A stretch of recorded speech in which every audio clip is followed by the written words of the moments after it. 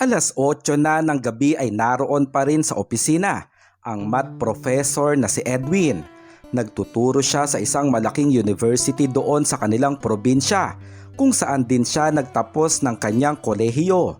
At sa gabing ang yon ay halos hindi na gustong matapos ni Edwin ang naturang sandali. Kausap kasi niya ang kanyang magandang estudyante na si Jasmine. Si Jasmine na 18 anyos pa lamang. Pinag-uusapan kasi nila ang nalalapit na programa na ang kanilang organization mismo ang mag-o-organize doon sa naturang eskwelahan.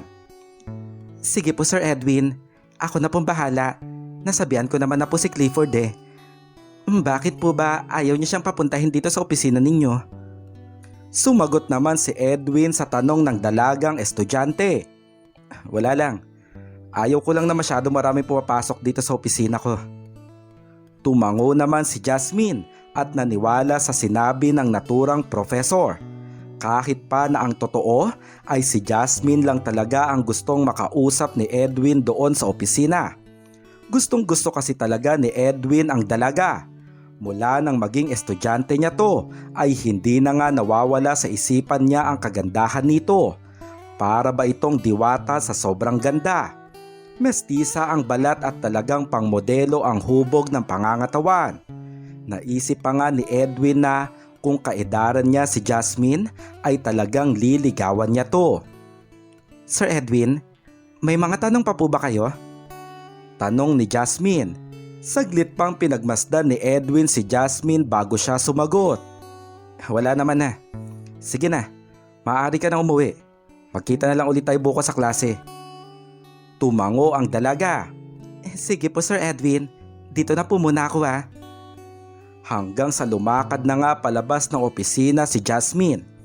Napasandal si Edwin sa kanyang kinauupuan habang sinusundan nito ng tingin. Kakaiba ang ngiti ni Edwin na kulang na lang ay gumamit siya ng puwersa upang makuha ang magandang dalaga. Ganon na lang din kasi talaga katindi ang pagnanais ni Edwin kay Jasmine. Sa tuwing nakikita niya to ay talagang binubuhay nito ang dugo ni Edwin.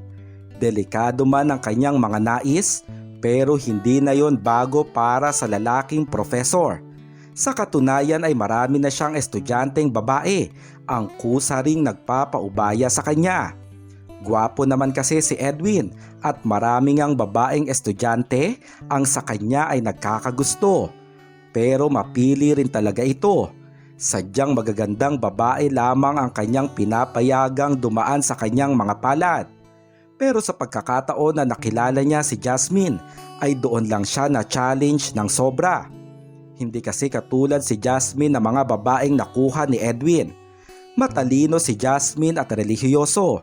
Sa katunayan ay halos araw-araw nga itong nagdadasal doon sa chapel ng naturang eskwelahan. Bukod doon ay parang walang nakikitang landi sa pagkatao ng dalaga. Kahit pa na marami itong manliligaw ay wala itong ine-entertain sa mga iyon. Kaya naisip ni Edwin na hindi niya madaling makukuha ang magandang dalaga. Kung minsan ay nalalabuan na nga siya dahil pakiramdam niya ay imposible. Pero walang matigas na tinapay para kay Edwin. Handa siyang gawin ang lahat. At naniniwala siya na bago magtapos sa kolehiyo si Jasmine ay makukuha niya rin ito. Nang mapansin ni Edwin na sasapit na ang 9:00 ng gabi ay nagsimula na nga siyang mag-ayos ng kanyang gamit doon sa kanyang opisina. Hanggang sa isang babaeng estudyante pa ang pumasok doon. Ito ay ang dalagang si Erica. Erica, anong ginagawa mo dito? Pauwi na ako. Kung may kailangan ka sa akin, pwede bang bukas na lang tayo mag-usap? Lalabas na sana si Edwin sa opisina pero sinundan siya ng dalagang si Erica. Sir, nakita ko na po sa portal yung grades na binigay niyo po sa akin. Paano po nangyari na bagsak ako? Napairap si Edwin sa tanong ng kanyang estudyante. Sa huli ay hinarap niya rin ito. Gusto mo ba talaga ipakita ko pa sa iyo ang computations ko sa grades mo? Malalim ang paghinga ni Erica. Halatang sobra itong dismayado sa nakuha niyang grado. Pero sir, halos lahat naman po ng exam na binigay ninyo na ipasa ko naman po, di ba? Sumagot ang lalaking professor. Naipasa mo nga lahat ng exam na binigay ko. Pero bagsak ka sa final exam. Ilang beses ko sinabi sa inyo na 40% ng grades ninyo ang final exam. Yun ang umatak sa'yo para bumagsak ka. Naintindihan mo na ba? Kasi gusto ko na umuwi, Erica.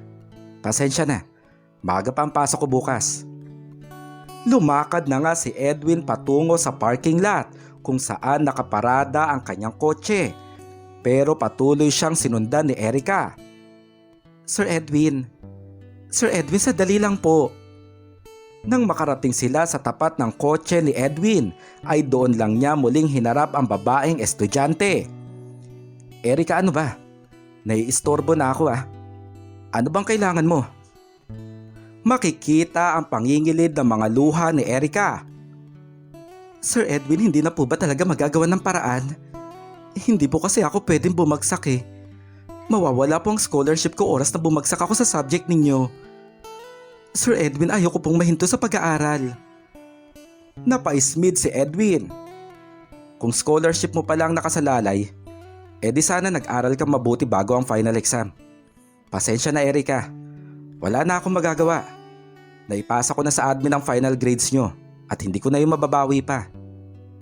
Doon ay dumaloy na nga ang mga luha ni Erica. Sir, wala na po bang paraan?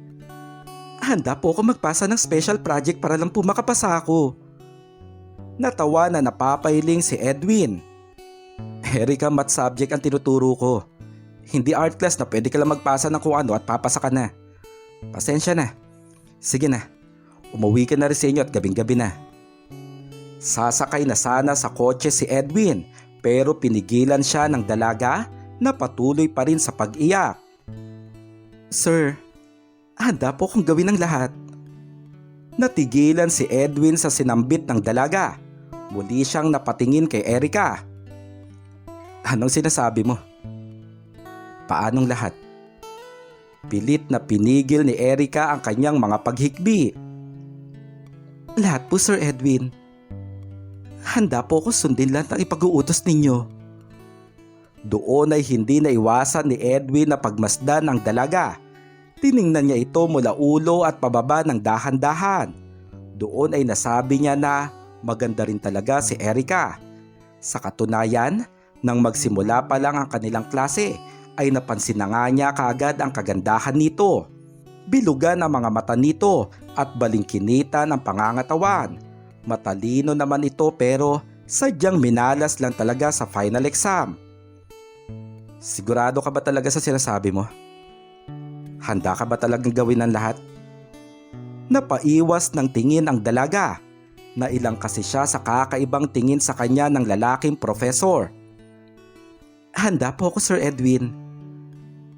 Kung yun lang po ang paraan para makapasa ako at hindi po mawala ang scholarship ko. Sa nakikita ni Edwin ay napagtanto niya na desidido talaga ang dalaga na gawin ang lahat para lang sa pagpasa nito sa kanyang grado. Gustong kumawala ang mga ngiti na kanina pang tinatago ng 32 anyos na guro.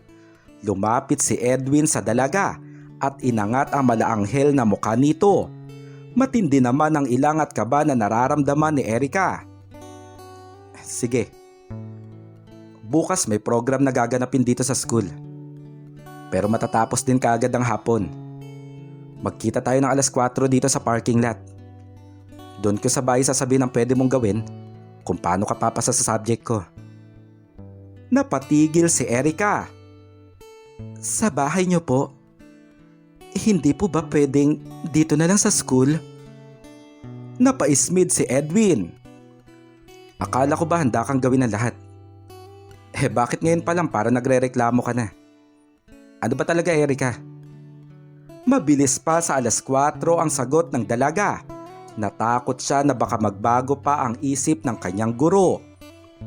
Sige po, Sir Edwin. Pumapayag na po kung pumunta sa bahay ninyo bukas. Tumango si Edwin. Di tapos ang usapan. Sige na, magkita na lang tayo bukas. Doon ay sumakay na nga si Edwin sa kanyang kotse at tuluyan siyang umalis. Malaki ang ngiti niya habang siya ay nagmamaneho. Naisip niya na isa na namang estudyante ang maidadagdag sa kanyang mga koleksyon. Kinabukasan ay saktong 4:00 ng hapon nga natapos ang programa na inilunsad ng Math Department doon sa naturang university. Nakatayo lang sa isang tabi si Edwin at nakatingin siya sa dalagang si Jasmine. Tuwang-tuwa si Jasmine na maayos nilang nainlunsad ang naturang programa hanggang sa napatingin ito kay Edwin. "Sir Edwin." Nagmamadaling lumapit si Jasmine sa lalaking professor. "Sir Edwin, successful ang program natin." Sa sobrang tuwa ni Jasmine ay napayakap pa nga siya sa kanyang guro. Labis na natigilan si Edwin sa ginawa ng dalaga. Nanigas siya na parang isang bato. Amoy na amoy niya ang halimuyak ng pabango ni Jasmine na tila tumutunaw sa kanya. Doon ay hindi niya inaasahan na mabubuhayan siya. Hanggang sa kumalas din agad si Jasmine sa pagkakayakap kay Edwin nang tila may maramdaman ito. Ilang segundo na nagkaroon ng katahimikan. Kinabahan ang lalaking professor at bahagyang nahiya dahil pakiramdam niya ay nakahalata ang dalaga. Bakit Jasmine? May problema ba?" Hanggang sa bumalik rin ang ngiti ng dalaga. Wala naman po sir. Congratulations po pala sa inyo sa pag-organize nitong program ha." Ngumiti si Edwin. "Salamat din sa inyo. Kung hindi dahil sa tulong ninyo, hindi naman magiging successful to. Lalo na sa iyo Jasmine." Hanggang sa napakunot ang noo ni Edwin nang mapansin niyang bahagyang nakatingin sa ibaba ang dalaga. Inayos ni Edwin ang dala niyang bag. Nilagay niya to sa kanyang harapan upang matakpan iyon. "Sige na Jasmine, babalik na muna ako sa opisina. Pwede na kayo umuwi para makapagpahinga na kayo." Hanggang sa tumalikod na nga si Edwin. Naiinis siya sa kanyang sarili dahil nga nabuhayan siya sa maikling yakap ng dalaga. At malakas ang kanyang kutob na napansin yon ni Jasmine. Naroon tuloy ang kanyang pangamba na baka mailang na sa kanya ang magandang estudyante na labis niyang nagugustuhan. Bandang 5:00 nang magpasya na nga si Edwin na umuwi na. Sa pagpunta niya doon sa parking lot ay napansin niya ang isa pa niyang estudyante na si Erica. Nakatayo ito sa tabi ng sasakyan niya at tila matagal nang naghihintay doon hanggang sa nakita na nga siya nito. "Sir Edwin, aalis na po ba tayo?" Napangiti si Edwin nang pagmasdan niya si Erica. "Bakit naka-school uniform ka pa rin? Wala namang klase ngayong araw." Sumagot si Erica na halatang nahiya. "Hindi po kasi ako papayagan ni Papa na umalis ngayong araw. Kaya nagpanggap na lang po ko na may pasok pa rin po sa school." Natawa na napapailing si Edwin. "O sige na, halika na para hindi tayo masyadong gagabihin." At sa hapon na yon ay sumama nga si Erica kay Edwin. Matapos lamang ang nasa 15 minuto ay nakarating sila sa bahay ng lalaking guro. Napansin ni Erica na hindi kalakihan ang bahay pero maganda ang loob nito. May isang kwarto ito na naroon lang din sa tabi ng sala. "Maupo ka muna dyan." Naupo si Erica doon sa sofa sa sala. Habang si Edwin ay pumasok sa kwarto na naroon. Ilang minuto ang lumipas ay lumabas din agad ito doon. Nakasuot na ito ng itim na sando na nagpalabas ng kanyang matipunong pangangatawan. Nakasuot na rin ito ng shorts na pambahay. Tumunog ang cellphone ni Edwin kung kaya't lumakad ito patungo sa balkonahe para sagutin ang tawag. Mula doon sa sala ay dinig naman ni Erica ang pakikipag-usap ng lalaking professor. Napagtanto niya na kausap ni Edwin ang asawa nito na naroon sa Maynila. "Oo na nga Han, uuwi ako dyan sa mga susunod na araw dahil bakasyon na. Siyempre namimiss ko na kayo ng mga anak natin." Doon kasi talaga sa Maynila ang bahay ni Edwin at ng kanyang pamilya. Doon kasi nagtatrabaho ang kanyang misis habang si Edwin ay nakapasok naman bilang professor doon sa probinsya na hindi naman masyadong kalayuan. Nandoon din sa Maynila ang dalawa nilang anak na 5 at 3 taong gulang pa lamang. Ilang saglit pa ay natapos na sa pakikipag-usap si Edwin sa kanyang asawa. Pero nanatili pa rin ito doon sa balkonahe ng bahay hanggang sa nilapitan na nga siya doon ni Erica. Napansin kasi ni Erica na dumidilim na ang langit sa labas at hindi siya pwedeng gabihin ng uwi. Sir Edwin, okay na po ba kayo? Ano po ba yung ipapagawa niyo sa akin? Napalingon si Edwin kay Erica. Nagmamadali ka na ba? Tila natakot pa si Erica dahil para bang nainis ang lalaking profesor. Hindi naman po sa ganon. Pero baka po kasi hanapin na ako sa bahay. Tumango si Edwin. Di sige, magsimula na tayo. Lumakad si Edwin papasok sa bahay at sinundan ito agad ni Erica. Ano po bang ipapagawa niyo sa akin? Sumagot si Edwin. Basta sumunod ka lang sa akin. Hanggang sa nagtaka si Erica nang mapansin niyang patungo sila sa likod bahay. Doon ay napag-alaman niya na mayroon pa palang kwarto na naroon. Napaisip siya kung ano ang kwarto na yon. Gamit ang susi ay inalis niya ni Edwin ang kandado at nabuksan niya ang pintuan. Halika na, dito tayo sa loob. Nagtanong si Erica na halatang kinakabahan. Ano po bang meron dyan, Sir Edwin? Sumagot si Edwin. Bakit hindi ka pumasok? Para malaman mo ang sagot sa tanong mo. Wala na ring nagawa si Erica kaya pumasok na rin siya doon sa naturang silid. Malamig sa loob nito hanggang sa namangha din ang dalaga sa ganda ng naturang silid. Para ba itong studio dahil makikita sa gitna nito ang isang mamahaling kamera na nakapatong sa tripod. Nakaharap yon sa maliit na stage na may kulay puting background at nababalot ito ng palamuti. Habang sa kabilang dingding ay makikita ang mga litrato ng iba't ibang mga babaeng estudyante doon sa kanilang eskwelahan. Hindi naiwasan ni Erica na mapangiti. Sir Edwin, photographer po pala kayo? Nakangiting tumango si Edwin habang inaayos ang setup ng kamera. Sa isang sulok ng silid ay makikita din ang malaking kama. Naupo sa gilid nito si Erica. Napangiti pa siya lalo dahil sa sobrang lambot ng kama na para bang gusto niyang mahiga doon. Ang ganda po nitong studio niyo, Sir Edwin. Sumagot si Edwin. Maraming salamat. Sige na, tumayo ka na doon sa maliit na stage. Kukuha na kita ng litrato. Natigilan si Erica. Ako po ba, sir? Bahagyang tumawa ang lalaking guro. Wala naman ako ibang kasama dito kundi ikaw. Dali na. Ayaw bang maging model ngayong araw? Napasinghap si Erica pero nanatili ang ngiti sa labi nito.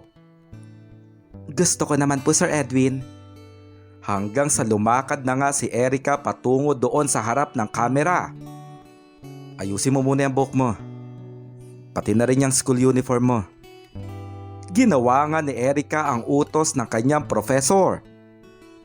Okay na po ba tong ayos ko, Sir Edwin? Sumagot si Edwin. Ayos na yan. Maganda ka na kahit sang anggulo. Baligan ito ah. Magpo-post ka lang dyan dahil ngayong gabi, ikaw ang modelo ko. At wala ka ibang gagawin, kundi sundin ang lahat ng utos ng photographer mo. Nakangiti na tumango si Erica. Sige po, Sir Edwin. Wala pong problema. Medyo nahihiya pa nga na mag-post ang dalaga dahil hindi naman niya ito nakasanayan. Pero kahit paano ay aprobado naman yon kay Edwin. Ayan, ganyan nga. Very good, Erica. Ngayon pa lang masunurin ka na.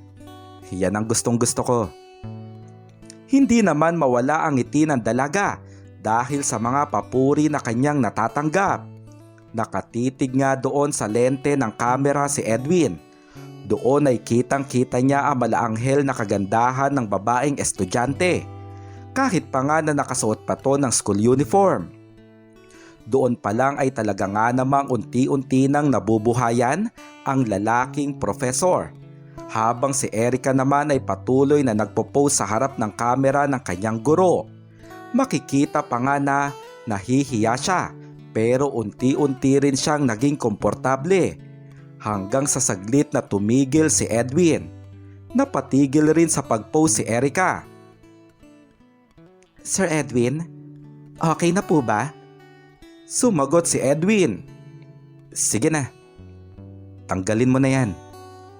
Natigilan si Erica sa itinuturo ng lalaking guro. "Sir Edwin?" Doon ay makikita na seryoso nang nakatingin sa kanya si Edwin. "Sige na, para hindi na tayo tumagal pa. Akala ko ba susundin mo lahat ng iuutos ko?" Nangilid ang mga luha ni Erica. Hindi niya alam ang kanyang gagawin dahil sobrang hindi niya yon inaasahan. Pero Sir Edwin..." Hindi naman pinatapos ni Edwin ang pagsasalita ng dalaga. "Akala ko ba gusto mong pumasa sa subject ko? Kaya ka nga sumama sa akin dito, di ba?" Ilang segundo na tahimik si Erica. Halatang nag-iisip ito at kinakabahan. Pero sa huli ay ginawa niya rin ang utos ng lalaking professor. Inalis niya ang bagay na tinuturo ni Edwin. Pero hindi pa pala ito doon makukontento. "Sinabi ko bang yan lang? Lahat, Erica. Alisin mo lahat ng yan." Natigilan palalo si Erica. Lahat po, sir." Seryosong tumango si Edwin. "Lahat. Walang matitira na kahit na ano. Mahirap bang intindihin yon?" Labag man sa kalooban ni Erica, pero ginawa pa rin niya ang utos ni Edwin. Huminga ng malalim ang dalaga hanggang sa makikita na isa-isang napunta doon sa lapag ang mga natitira pang bagay-bagay mula sa dalaga. Wala ngang naiwan dito na kahit na ano. Nanatiling seryoso ang mga mata ni Edwin habang nakatingin kay Erica. Makikita ang paglalim ng kanyang hininga at halata rin na nabuhayan na talaga siya ng sobra. Sa puntong yon ay para bang gusto nang sumunggab ng lalaking guro pero hindi pa tapos ang naturang pictorial. Muling pumunta si Edwin sa likuran ng kamera. Mula doon sa maliit na screen ay nakikita niya nga ang dalaga at masasabi niya na maganda rin talaga si Erica. Aakalain mong hindi ito taga-probinsya. "Sige na, umayos ka na. Kukuhanan na ulit kita ng litrato." Hindi naman alam ni Erica ang kanyang gagawin. Gamit ang kanyang mga braso ay halata na gusto niyang takpan ang kanyang sarili. Halata rin sa mukha niya na labis siyang naiilang sa kasalukuyan niyang sitwasyon. "Ano ba, Erica? Naghihintay ako. Umayos ka ng tayo mo dyan. Ilagay mo sa likuran mo ang mga kamay mo. O mas mabuting iangat mo ang braso mo. Dali na." Sa huli ay ginawa rin ni Erica ang utos ni Edwin. Natuwa ang lalaking guro at makikita ang pagbubutil-butil ng kanyang pawis. Kinuhanan niya ng maraming litrato ang dalaga na nasa ganong sitwasyon. "Ngumiti ka naman. Hindi yung parang napipilitan ka lang dyan." Matipid ang ngiti na pinakita ng dalaga. Tumagal ng ilang minuto ang pagkuha ni Edwin ng litrato hanggang sa nagpunta na nga ito sa harap ng laptop. Napansin ni Erica na agad-agad na piniprint ni Edwin ang mga litratong nakuhaan. Naisip ni Erica na tapos na ang pictorial kaya dinampot na niya sa lapag ang mga bagay-bagay na kanyang pag-aari. Hanggang sa napansin niya na may cabinet na binuksan si Edwin at nilagay niya doon ang hard copy ng litrato. Habang si Erica ay magbibihis na sana nang mapatingin sa kanya ang lalaking professor. "Teka, anong gagawin mo?" Natigil agad ang dalaga. "Tapos naman na po tayo, diba?" Kakaibang ngiti ang namutawi kay Edwin. "At sino naman ang nagsabi sa'yo na tapos na tayo?" Kinabahan si Erica at napapaisip sa sunod na ipapagawa sa kanya ng kanyang guro. Naupo si Edwin sa kama na naroon at tumapik siya doon. "Halika dito. Maupo ka dito sa tabi ko." Hindi pa kaagad nakakilos si Erica. "Bitiwan mo nga muna mga yan. Ang sabi ko hindi pa tayo tapos. Halika na dito." Binitiwan nga ni Erica ang kanyang hawak at muling napunta ang mga iyon doon sa lapag. Lumapit siya kay Edwin at naupo sa tabi nito. Matindi ang kaba ni Erica, lalo pa nang akbayan siya ng kanyang guro. Napayuko ang dalaga at pilit siyang umiiwas na magtama ang mga mata nila ni Edwin. "Sir Edwin, ano po bang sunod nating gagawin?" Hindi sumagot si Edwin. Doon ay unti-unti na ngang napalingon si Erica sa lalaking profesor. Nagtama ang mga mata nila nito. Labis ang kaba ni Erica dahil sa paraan ng pagkakatitig sa kanya ni Edwin. "Sir Edwin?" Hindi na natapos si Erica sa kanyang sasabihin nang hagkan siya ni Edwin sa labi. Nanlaki ang mga mata ni Erica at hindi niya kaagad nagawang makakilos. Mariin ang naturang halik na halatang may pananabik hanggang sa umiwas si Erica. "Sir Edwin, ano po bang pinaplano ninyo?" Tila nainis ang lalaking guro. "Hindi ka na bata. Siguradong alam mo na kung anong gusto ko.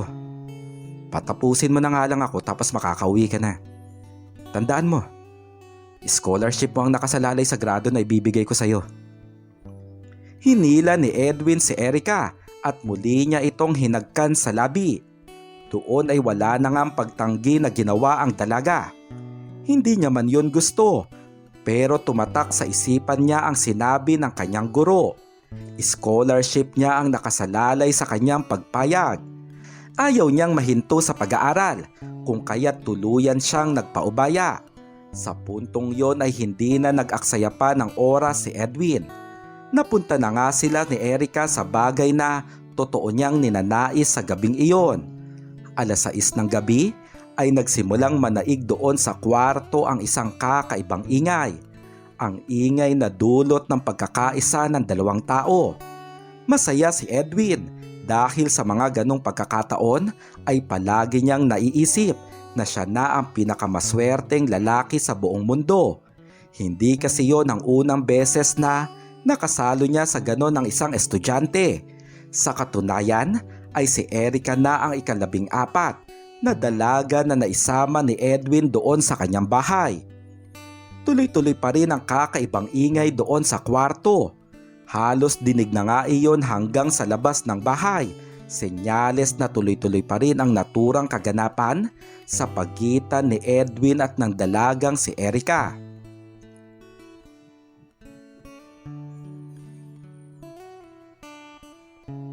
Bandang 9:00 ng gabi nang magising si Erica. Sa pagmulat ng mga mata niya ay naroon pa rin siya sa bahay ng kanyang guro na si Edwin. Hindi kasi namalayan ni Erica na nakatulog siya dahil sa sobrang pagod matapos ang kaganapan sa pagitan nila ng kanyang profesor. Nakita niya sa tabi niya si Edwin na nakatulog din pala sa sobrang pagod. Dahan-dahan na bumangon si Erica at dinampot niya ang mga pag-aari niya na naroon sa lapag. Matapos niyang ayusin ang kanyang sarili ay muli siyang napatingin kay Edwin. Hindi siya makapaniwala na naibigay niya ang kanyang sarili sa isang lalaki para lang sa kanyang pag-aaral. Nangingilid ang mga luha ni Erica at hindi niya namalayan na napahawak siya sa isang matigas na bagay. Para bang gusto niyang ihampas ang bagay na yon sa natutulog na si Edwin.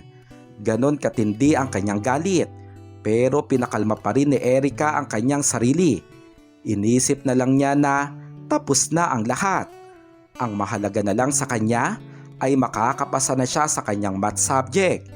Biglang naalala ni Erica ang kanyang mga litrato. Naisip niya na maaaring gamitin yon sa kanya ni Edwin bilang panakot. Lumapit si Erica sa cabinet na naroon.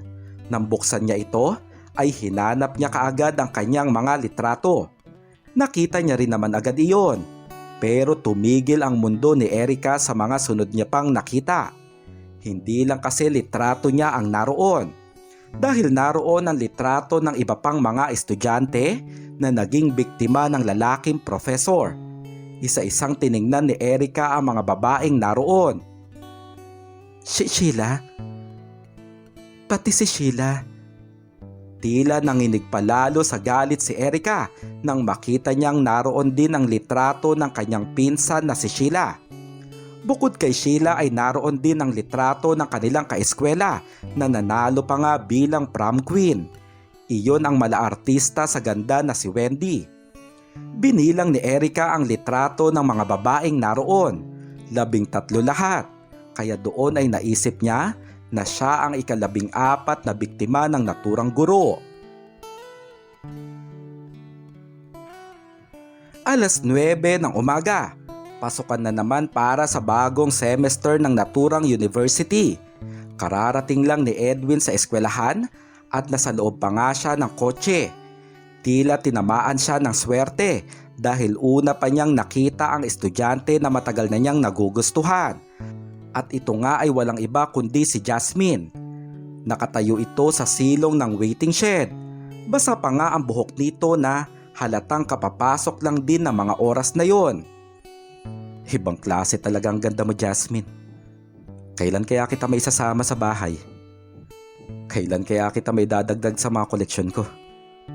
Hindi pa bumaba ng kotse si Edwin, bagkus ay sinulit niya ang pagkakataon na pagmasdan ang dalaga. Umagang-umaga ay tila nabuhayan na nga kaagad ang lalaking profesor. Habang tumatagal ay tila lalo din pa kasing gumaganda si Jasmine. Para ba itong Koreana sa bida sa mga Korean novela? Chinita girl nga kung tawagin ito doon sa naturang university. At hindi lang talaga si Edwin ang nagkakagusto dito. Maraming estudyanteng kalalakihan ang nagkakandara pa para lang pansinin sila ni Jasmine. Pero sadyang pag-aaral ang inaatupag ng dalaga. Kaya nga maging si Edwin ay hirap dumiskarte dito at nalalabuan din siyang maisasama niya ito sa kanyang koleksyon. Hanggang sa naisipan na nga ni Edwin na bumaba sa kotse para lapitan si Jasmine. Saglit niya pang inayos ang kanyang buhok bago siya bumaba sa kanyang sasakyan. Pero bago pa siya makalapit sa dalaga ay napatigil siya nang makita ang paglapit dito ng isang binata na kanya ring estudyante. Ito ay si Tristan. Napakunot ang noo ni Edwin at nakita niya ngang binitbit pa ni Tristan ang bag ni Jasmine at sabay ngang lumakad paalis ang mga ito. Sinundan ito ng tingin ni Edwin. Makikita ang pagkuyom ng kanyang kamao na dulot ng matinding selos. Good morning, class. Natigilan ang mga estudyante doon sa classroom kung saan pumasok si Edwin. Iba-iba ang reaksyon ng mga estudyante nang mapag-alaman nilang si Edwin ang kanilang guro sa subject na yon. Ang iba ay halatang tuwang-tuwa dahil nakilala namang mabait si Edwin.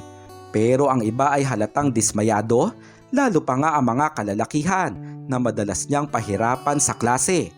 Bukod doon ay may mga babae rin na hindi siya gusto at 2 pa nga doon ay kasama sa 14 na kanyang naging biktima. Mukhang siniswerte ka naman ata, Erica. Ako ulit ang professor mo. O bakit parang hindi ka masaya? Hindi makatingin si Erica ng diretso kay Edwin. Hanggang sa sandaling yon ay hindi pa rin niya nakakalimutan ang ginawa sa kanya nito. Okay, class. Iba dito sa inyo ay ngayon lang ako naging teacher. Pero siguradong marami na kayo naririnig tungkol sa akin. Totoo na palakaibigan ako sa mga estudyante. Pero mahigpit pa rin ako sa klase. Kung mag-aaral kayong mabuti, wala kayong magiging problema sa akin. Habang sinasabi niya yon, ay nagmamasid si Edwin sa mga babae niyang estudyante. Naisip niya na maaaring isa sa mga yon ay sunod niyang maisasama sa kanyang koleksyon. Bandang alas 5 ng hapon ay natapos na nga ang 4 na klase ni Edwin. Pabalik na siya sa kanyang opisina nang mapatigil siya sa kanyang paglalakad. Muli kasi niyang nakita si Jasmine kasama ang binatang si Tristan. Magkatabi ang mga ito at masayang nagkekwentuhan. Doon ay napapaisip na siya ng sobra kung ano ba ang namamagitan sa mga ito. Hanggang sa lumakad na nga ang dalawang kabataan palabas ng eskwelahan. Sinundan pa ito saglit ng tingin ni Edwin bago siya nagpatuloy sa paglalakad patungo sa kanyang opisina. Hindi mawala sa isip niya ang kanyang nakita. Nililigawan kaya ni Tristan na yun si Jasmine? Akala ko ba wala siyang plano magpaligaw sa kahit na sino? Hanggang sa nagsimula na nga siyang mag-ayos ng gamit doon sa opisina nang biglang pumasok doon ang kanyang babaeng estudyante na si Lara. Lara, anong problema? Makikita na nangingilid ang mga luha nito at halatang problemado. Sir Edwin, may isang member po ng organization ninyo ang tumatarantado sa akin. Sa pananalita ni Lara ay mahahalatang matindi ang galit nito. Teka, hindi kita maintindihan, Lara. Sumagot si Lara. Si Jasmine Tan. Inagaw sa akin ang boyfriend ko si Tristan. Natigilan si Edwin sa kanyang narinig. Hindi naman na siya masyadong nagulat dahil 2 beses na rin niyang nakitang magkasama sina Tristan at Jasmine. Pero doon lang din niya nalaman na nobyo pala ni Tristan ang dalagang si Lara. Si Lara na isa rin sa pinakamagandang estudyante doon sa eskwelahan. Hindi man ito katalinuhan, pero may angkin itong kakaibang alindog kung kaya't marami talagang kalalakihan ang nagkakandara pa dito. Sa katunayan ay madalas nga itong kinukuhang modelo sa mga TV commercials. Doon sa isang fast food restaurant, pinagpatuloy ni na Edwin at Lara ang kanilang pag-uusap. Ayaw kasi nilang marinig na ibang guro ang isyu na dinudulog ng dalagang estudyante. Sir Edwin, gusto kong pahirapan mo si Tristan sa klase mo. Gusto kong makita siyang nagdurusa dahil sa ginawa niya sa akin. At ang Jasmine na yon, gusto kong tanggalin mo siya bilang vice president ng math organization. Sumagot si Edwin. Teka lang, Lara. Nagugulat ako sa mga gusto mong mangyari. Hindi naman ganun kadali yun. Lalo pa ang pagtanggal ko kay Jasmine bilang vice president sa organization. Hanggang sa humawak si Lara sa kamay ni Edwin. Kakaiba ang paraan nito sa paghawak sa isang kamay ng lalaking professor. Handa akong gawin ang lahat, Sir Edwin. Napatingin ng seryoso si Edwin sa dalaga. Ano ibig mo sabihin? Huminga ng malalim si Lara. Kung kinakailangan ko ibigay sa iyo ang sarili ko, gagawin ko. Basta gusto ko na magdusa silang dalawa. Natigilan si Edwin at nakita niya na seryoso talaga si Lara sa kanyang sinasabi. Hindi mo alam ang gusto mong pasukin. Baka magsisi ka. Sumagot si Lara. Hindi ako magsisisi. Handa akong pasayahin ka. At kapag nangyari yon, malalaman mo kung ano ang kakayahan ko bilang babae sa inyong mga lalaki. Napatitig si Edwin sa muka ni Lara. Doon ay nasabi niya na kahit na sinong lalaki ay hindi matatanggihan ang kagaya ni Lara na handang magpaubaya. Kaya sa gabi ding yon ay pumayag si Edwin sa kanilang usapan. Lingid sa kanilang kaalaman ay naroon lang sa labas ng fast food restaurant ang dalagang si Jasmine. Hinihintay nito ang kanyang ama na doon nga siya palaging sinusundo ng motorsiklo. Hanggang sa naningkit ang mga mata ni Jasmine nang makita niyang magkasama sina Edwin at Lara na sumakay sa kotse ng lalaking professor. Si Sir Edwin ba yun? Bakit kasama niya si Lara? Doon ay hindi naiwasan ni Jasmine na maghinala. 7:00 ng gabi nang makarating nga sina Edwin at Lara doon sa bahay. Hindi na pinatagal pa ni Edwin ang sitwasyon. Isinama niya kaagad ang dalaga doon sa kanyang lihim na silid kung saan nagaganap ang kanyang mga sikreto bilang isang lalaki. Sige Lara, humarap ka dito. Ayan, ganyan nga. Sa sandaling yon ay kinuhanan nga ni Edwin si Lara ng litrato habang suot pa ang school uniform nito.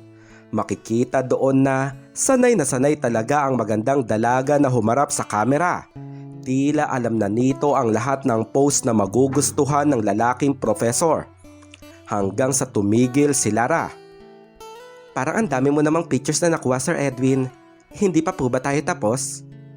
Napatingin si Edwin kay Lara hanggang sa sinabi na nga niya ang sunod nitong gagawin. Bakit ba parang nagmamadali ka? Hindi pa tayo tapos, Lara. Ngayon, ang gusto ko naman ay tanggalin mo ang mga yan. Saglit na napatigil ang dalaga. Seryoso ka po ba, Sir Edwin? Tumango naman ang naturang guro. Oo, seryoso ako. Akala ko ba handa kang gawin ang lahat?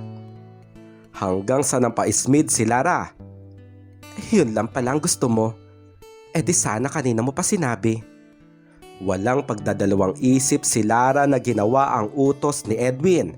Makikita na isa-isang napunta doon sa lapag ang mga bagay-bagay mula sa magandang dalaga. Walang natira dito na kahit na ano, hanggang sa ngumiti pa ito kay Edwin.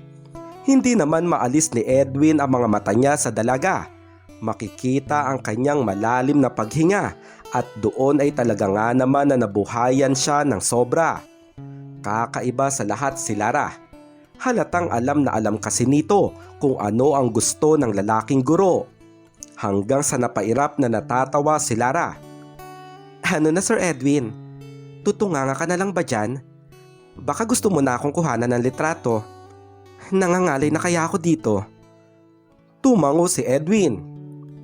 Oo nga pala. Sige na, mag-post ka na ulit dyan. Doon ay muli na ngang kinuhanan ni Edwin ng litrato ang dalaga habang nasa ganong sitwasyon. May pag-zoom in at zoom out pa na ginagawa si Edwin. Wala siyang pinalagpas na bawat sulok.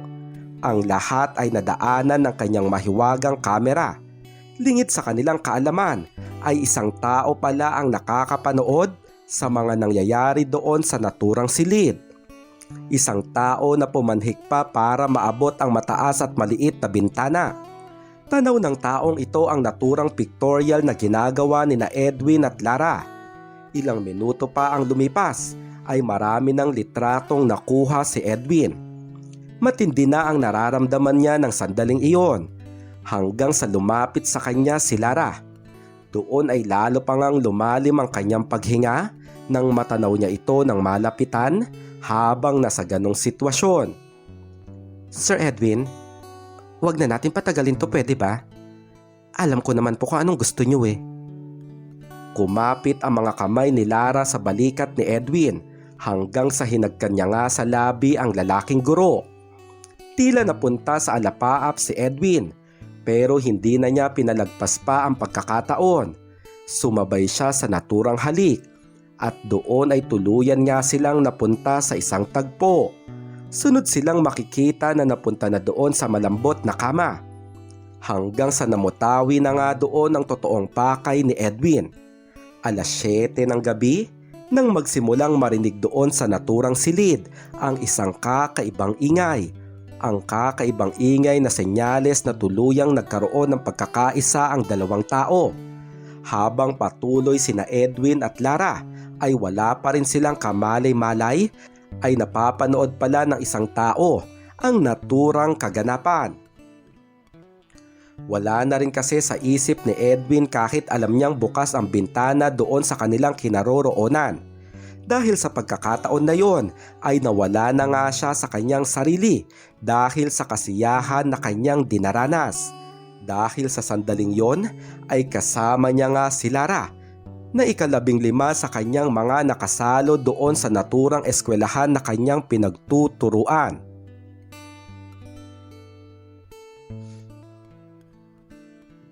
Jasmine, sandali lang. Pwede ba tayo mag-usap saglit? Tanong ni Edwin nang masalubong niya sa hallway ang dalagang si Jasmine. Kahit paano ay hinarap naman siya ng dalaga. Inutusan ko kanina si Eunice na tawagin ka at puntahan ako doon sa department office. Kanina pa ako naghihintay pero hindi ka naman dumarating. Hanggang sa nagsalita na nga si Jasmine. Sir Edwin, ano po ba yung sasabihin ninyo? Hindi kaagad nakasagot si Edwin. Nagbuntong hininga ang dalaga. Pasensya na po Sir Edwin. Kailangan ko na pong umalis eh. Nagmamadali po kasi ako. Hanggang sa lumakad na nga si Jasmine at naiwan na lang doon si Edwin nang hindi man lang ito nakakausap. Kinagabihan ay muling nakipagkita si Edwin sa estudyanteng si Lara. Doon ulit sila nag-usap sa isang fast food restaurant na sa labas lang din naman ng naturang university. Ano na Sir Edwin? Akala ko po ba tatanggalin niyo na si Jasmine Tan bilang Vice President ng Math Organization? Nagbuntong hininga si Edwin. Pwede ba hinay-hinay lang Lara? Hindi naman ganun kadali ang pinapagawa mo. Sumagot si Lara. Pero may usapan tayong dalawa. Kaya nga ako pumayag na ibigay ang sarili ko sa inyo. Kasi alam kong gagawin nyo yun. Hindi naman ako papayag na matapos nila akong tarantaduhin ni Tristan. Makikita ko lang sila na palaging masaya no? Sumagot si Edwin. Gagawin ko naman talaga yung nag-iusapan natin. Pero anong magagawa ko? 2 araw nang nagiging mailap sa akin si Jasmine. Hindi niya nga ako kinakausap eh. Pakiramdam ko parang iniiwasan niya ako. Aminin mo nga sa akin, nakarating ba sa kanya na may usapan tayong dalawa? Tinanggi ito ni Lara. Wala akong sinasabi sa kanya no. Bakit ko naman gagawin yon? At saka Sir Edwin, bakit sa pananalita mo parang malungkot ka na hindi ka pinapansin ni Jasmine Tan? Aminin mo nga sa akin, may gusto ka ba sa babaeng yon? Umirap si Edwin. Ano bang sinasabi mo? Hindi ako nagkakagusto sa mga kagaya niyo estudyante. Nagkataon na lalaki lang din ako kaya ako pumayag sa usapan natin. Tumingin si Lara ng seryoso kay Edwin. Aminin mo Sir Edwin, nasiyahan ka naman sa naganap sa atin di ba? Makakasiguro ka na mauulit yon kung magagawa mo yung pinapagawa ko. Sige na Sir Edwin, kailangan ko na pong umalis. Tumayo na rin agad si Lara at lumabas na nga ito doon sa fast food restaurant. Naiwan na mag-isa si Edwin. Problemado siya dahil pakiramdam niya ay naipit siya sa naturang sitwasyon at bukod doon ay napapaisip na rin siya kung bakit tila iniiwasan siya ni Jasmine. May hinala siya na alam na ni Jasmine ang usapan nila ni Lara na tatanggalin ito sa pagiging Vice President ng Math Organization. Nakakainis. Kasalanan to lahat ni Lara. Dapat hindi na lang talaga ako pumayag sa usapan namin dalawa. Dismayado nga talaga si Edwin.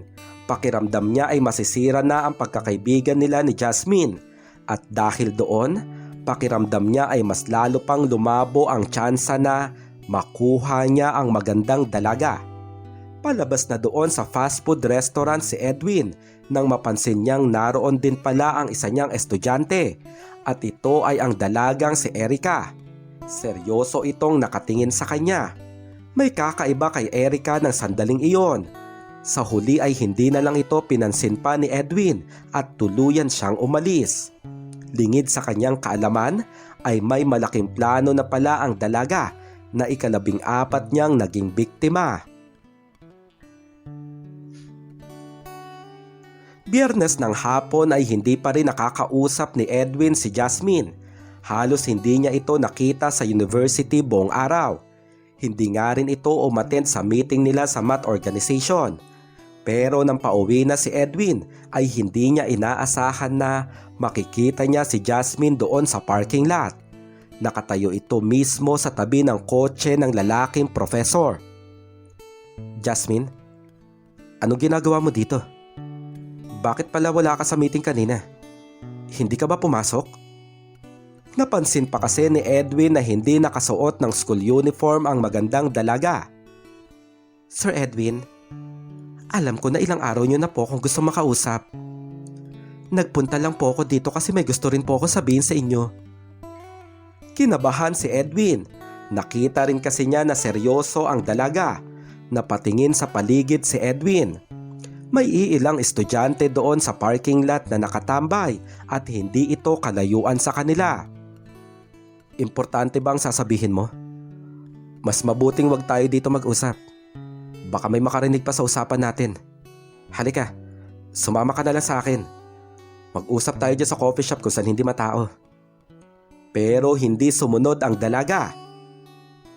Baka may makarinig pa rin po doon. Importante ang sasabihin ko, Sir Edwin. Kung pwede sana, doon na lang tayo mag-usap sa bahay mo. Wala namang pasok bukas, di ba? 4:00 ng hapon. Hihintayin po kita dito ah. At sasama po ako sa bahay mo para makapag-usap tayo na mas maayos. Magtatanong pa sanang muli si Edwin pero tuluyan nang lumakad paalis si Jasmine. Hanggang sa makauwi sa bahay si Edwin ay naiisip pa rin niya kung ano ba ang gustong sabihin sa kanya ng dalaga. Pakiramdam kasi niya ay sobrang confidential ito dahil nagpasya pa ito na doon sila mag-uusap sa bahay. Kaya bukod doon ay naroon rin ang kanyang pananabik dahil maisasama niya sa bahay ang dalaga na matagal na niyang nagugustuhan. Ang dalaga na pinapangarap niyang makuha mula nang una pa lamang niya itong makita. Sabado ng hapon, sakto 4:00 ay naroon pa nga sa parking lot ng university si Edwin. Hinihintay niya doon si Jasmine na katulad ng kanilang naging usapan. Naghahalo ang kaba at pananabik sa pagkatao ng lalaking profesor. Sobrang nagpagwapo pa nga si Edwin. Nagpagupit pa siya ng kanyang buhok noong umaga. Suot rin niya ang isang polo shirt na sobrang fit sa kanya, kung kaya't litaw ang magandang tindig ng kanyang pangangatawan. Ano kayang gustong sabihin sa akin ni Jasmine? Baka alam na talaga niya ang usapan namin ni Lara. Pero nasaan na kaya siya? Nagmasid-masid sa paligid si Edwin. Wala siyang nakikitang tao. Kaunti lang din kasi talaga ang napasok na estudyante kapag ganong araw ng Sabado. Naupo na lamang si Edwin sa isang mahabang upuan na naroon para doon maghintay. Pero umabot na ng 5:00 ay walang Jasmine na sa kanya ay nagpakita. Isang malalim na buntong hininga ang pinakawalan ni Edwin. Sa huli ay nagpasya na nga siyang umuwi na. Habang nagmamaneho ay sobrang dismayado siya na hindi siya sinipot ng kanyang estudyante. Napapamura pa nga siya habang nagmamaneho pa uwi. Naroon ang kanyang galit para sa dalaga. Humanda ka sa akin, Jasmine. Sa Lunes mismo, makikita mo kung paano kita babawian. Hanggang sa pagdating sa bahay ay dala ni Edwin ang kanyang inis at galit. Lalo pa nang makita niya doon sa kusina ang mga pagkain na hinanda niya na magiging hapunan sana nila ng dalaga. Nakaupo sa sofa ang lalaking guro at makikita talaga na sobra siyang dismayado. Hanggang sa napatigil siya nang makarinig siya ng kaluskos mula sa kung saan. Napakunot ang kanyang noo at nagmasid siya sa paligid. Hindi siya maaaring magkamali. May ingay siyang naririnig na hindi niya mawari kung saan nanggagaling. Doon ay tumayo na si Edwin para hanapin kung saan galing ang naturang ingay. Hanggang sa makarating siya sa likod bahay. At lalo pa nga siyang napatigil nang makita niyang bahagyang nakabukas ang pintuan ng kanyang sikretong silid. Dali-dali siyang nagtungo doon dahil naisip niya na pinasok siya ng magnanakaw. Hindi pwede to. Naroon din ang kanyang kaba, lalo pa nga at nandoon ang lahat ng ebidensya sa mga kalokohan na ginagawa niya sa mga babaeng estudyante. Sa pagpasok niya doon ay nakita niyang bukas ang ilaw. Kumpirmado na may tao ngang nakapasok doon. Pero ang pinagtaka niya ay nang makita niya ang mga damit ng babae na nagkalat doon sa lapag. Dinampot niya ang isa sa mga ito at kumpirmado na galing yon sa isang babae. Hanggang sa narinig niya ang ragasan ng tubig mula sa loob ng banyo na naroon. Lumapit dito si Edwin. Sinong nandyan? Anong ginagawa mo dito? Magnanakaw ka ano? Lumabas ka dyan bago ako magpatawag ng mga pulis. Hindi sumasagot ang taong nasa loob ng banyo at halatang patuloy itong naliligo. Pero nakakasiguro si Edwin na isang babae ang naroon dahil sa mga damit na kanyang nakita.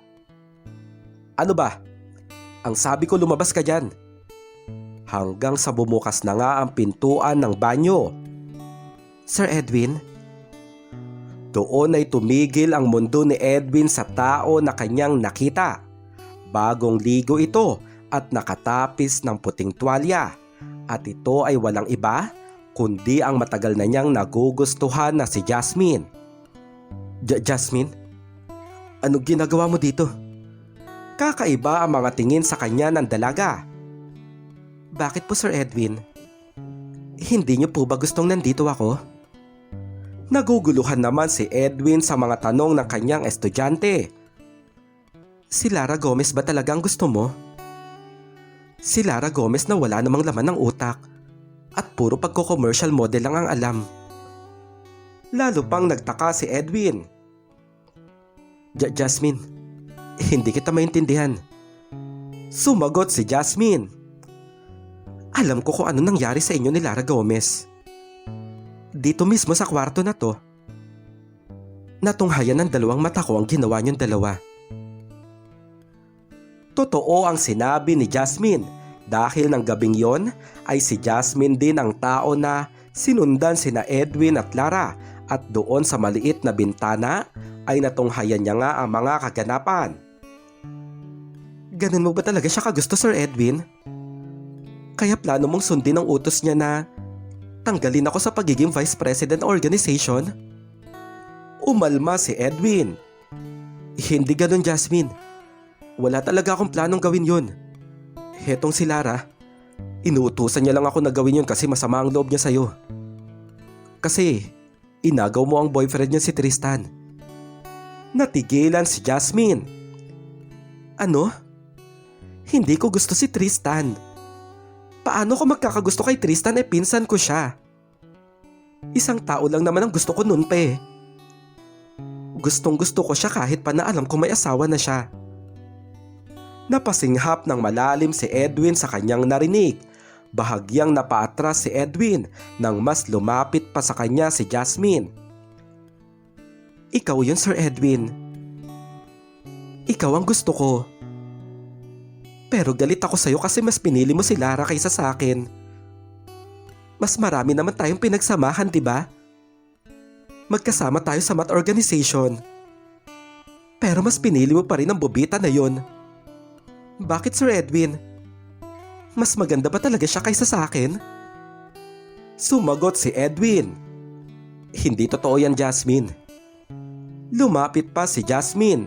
Doon ay tila nalutang na sa ulap si Edwin dahil sa halimuyak na naaamoy niya sa bagong ligo na dalaga. Hiwalayan mo si Lara, Sir Edwin. Ako na lang. Yung mga ginawa niya sa'yo, kaya ko rin gawin yun eh. Kaya ko rin ibigay yung kasiyahan na pinaranas niya sa'yo. Ano? Dahil commercial model siya? Kakayanin ko rin humarap sa camera na yan, Sir Edwin. Sa galit ni Jasmine ay marahan niyang tinabig ang kamay ni Edwin at nagtungo nga ito doon sa harap ng kamera. Sa paglingon dito ng lalaking profesor ay natigilan siya nang makitang naroon na si Jasmine sa maliit na stage. Jasmine, ano bang ginagawa mo? Sumagot si Jasmine. Kuhanan mo ako ng litrato, Sir Edwin. Gusto kong patunayan na kaya ko rin gawin ang ginawa ni Lara Gomez. Doon ay nagtungo na nga si Edwin sa likuran ng kamera. Kung yan ang gusto mo, edi sige, gagawin ko. Wala pang utos mula kay Edwin pero natigilan siya ng sobra nang makitang napunta sa lapag ang puting tuwalya. Natulala si Edwin at makikita ang malalim niyang paghinga. Halos hindi magawang kumurap ng kanyang mga mata. Jasmine. Hindi magawang magsalita ni Edwin. Walang salita na makalabas sa kanyang bibig. Hindi pa rin siya makapaniwala na ang dalaga na matagal na niyang nagugustuhan ay naroon ngayon sa kanyang harapan at kasalukuyang nasa ganong sitwasyon.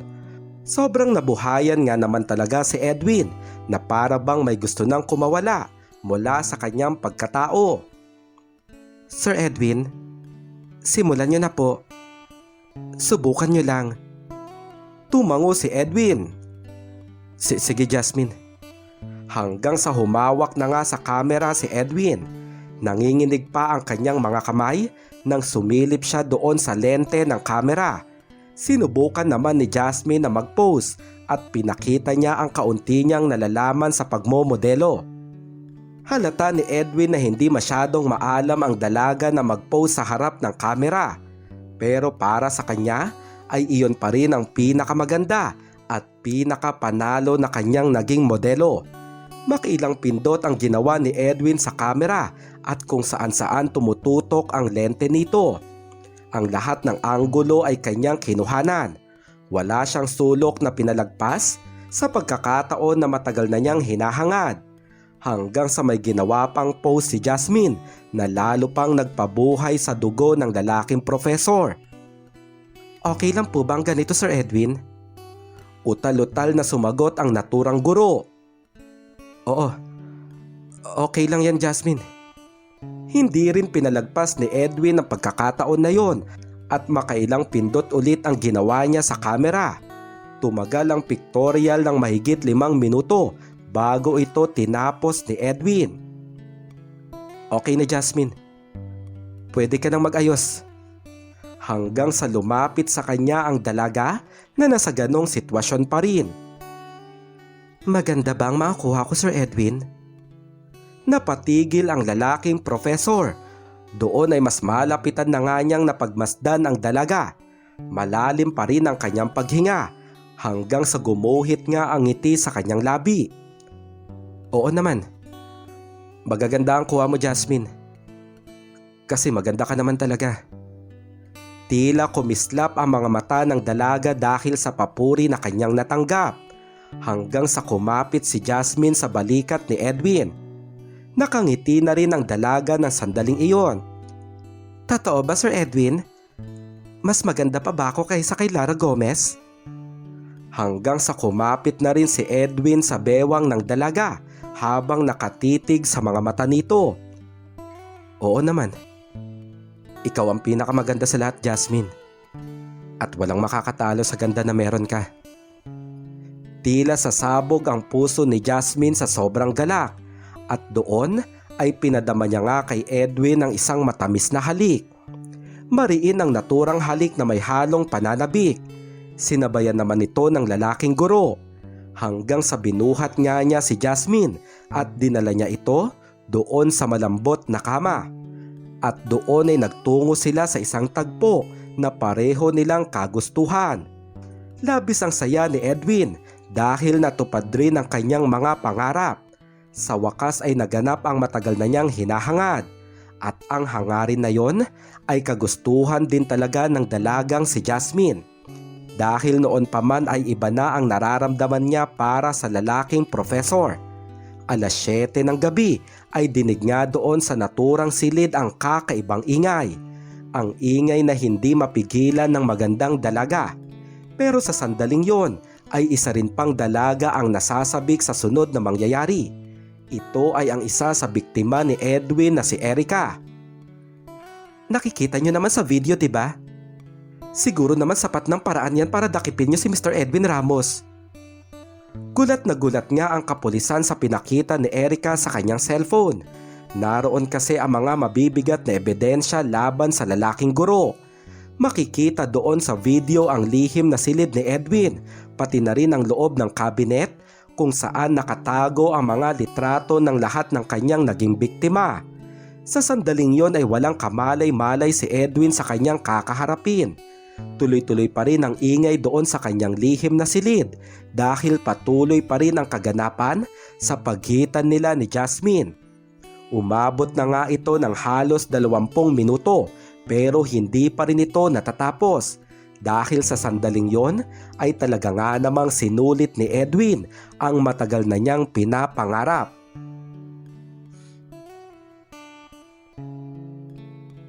Alas 9 ng gabi, may hawak na sigarilyo si Edwin. Malaki ang kanyang ngiti habang nakasandal sa headboard ng kama. Nasa tabi pa rin niya ang dalagang si Jasmine. Mahimbing ang tulog nito matapos ang nasa kalahating oras na kaganapan sa pagitan nila ng lalaking profesor. Halatang napagod ito ng sobra.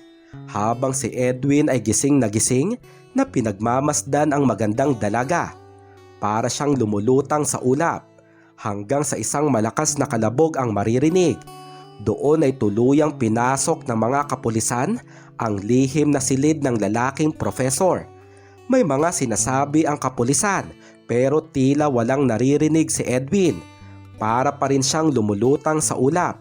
Matindi ang pag-iyak ni Jasmine habang nagmamakaawa na wag dakipin si Edwin. Pero huli na ang lahat.